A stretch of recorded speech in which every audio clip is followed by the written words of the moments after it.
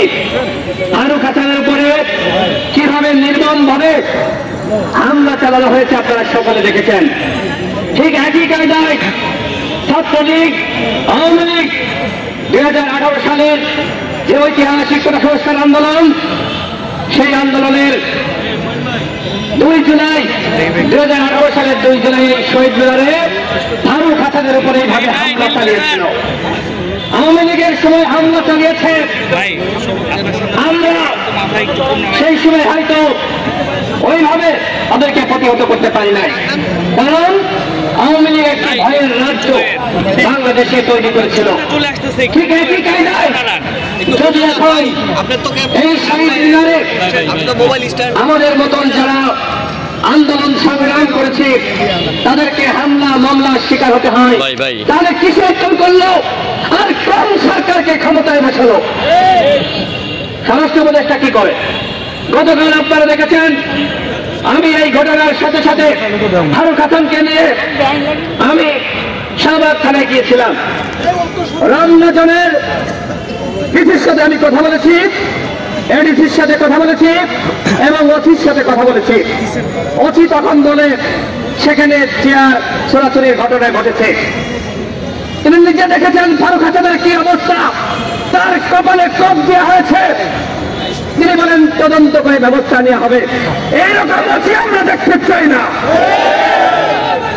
আমরা চাই জনগণের পুলিশ। রাতে আমরা উপদেষ্টা আসিফ মাহমুদের সাথে কথা বলেছি, ফোন দেওয়ার পরে তিনি বললেন যে ভাই তথ্যপত্র পাঠান। আমি 2 জন আসামির, যে 2 জনের নেতৃত্বে শরীফ এবং হিল্লুল, যে 2 জনের নেতৃত্বে এইখানে 20 থেকে 25 জন হামলা চালিয়েছে, তাদের সমস্ত তথ্য আমি আসিফকে দিয়েছি। আজকে সকালে উপদেষ্টা শারমিন মুর্শিদ আমাকে ফোন দিয়েছিলেন, তাকে আমি বিস্তারিত ঘটনা খুলে বললাম এবং তাকে আমি তথ্য পাঠিয়েছি।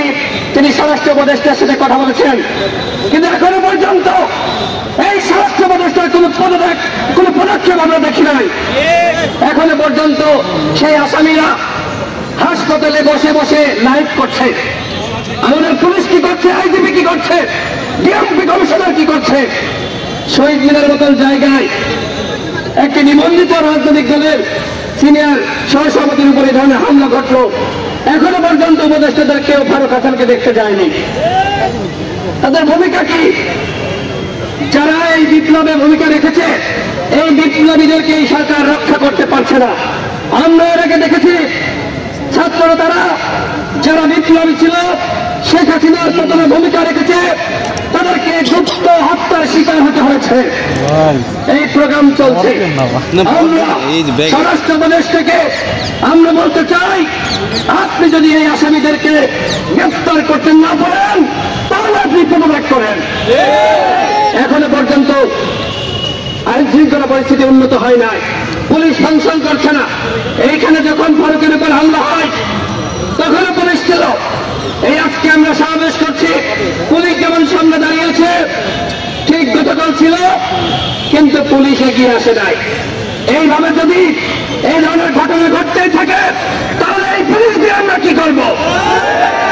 তোমাদের মতন পুলিশ আমাদের দরকার নাই। তোমরা দেশের আইন শৃঙ্খলা পরিস্থিতি নিয়ন্ত্রণ করতে পারছো না, তোমরা শুধু শুধু বেতন নিবা, জনগণের ব্যাট ট্যাক্সের টাকা তোমাদের বেতন দেওয়া হয়। সুতরাং জনগণের জান মালের নিরাপত্তা তোমাদেরকে নিশ্চিত করতে হবে। আমরা স্বরাষ্ট্র উপদেষ্টাকে 24 ঘন্টার আলটিমেটাম দিচ্ছি। এই 24 ঘন্টার মধ্যে যারা ফারুকের উপর হামলা চালিয়েছে তাদেরকে গ্রেফতার না করা হলে এই স্বরাষ্ট্র উপদেষ্টাকে আমরা পদত্যাগ করতে বাধ্য করব। প্রয়োজনে এই সচিবালয় ঘেরাও করা হবে। যে সকল উপদেষ্টারা জনগণের পালস বুঝে জনগণের কল্যাণে কাজ করবে না, তাদের মধ্যে উপদেষ্টার আমাদের প্রয়োজন নাই। আমরা দেখছি বন্ধুগণ, বিপ্লবের পরে এই মুহূর্তে যে সরকারটি রয়েছে, আমরা সকলেই দাবি করছি সরকার আমাদের সরকার। এই সরকারকে আমরা সহযোগিতা করছি। ঠিক একইভাবে এই সরকারের ভুল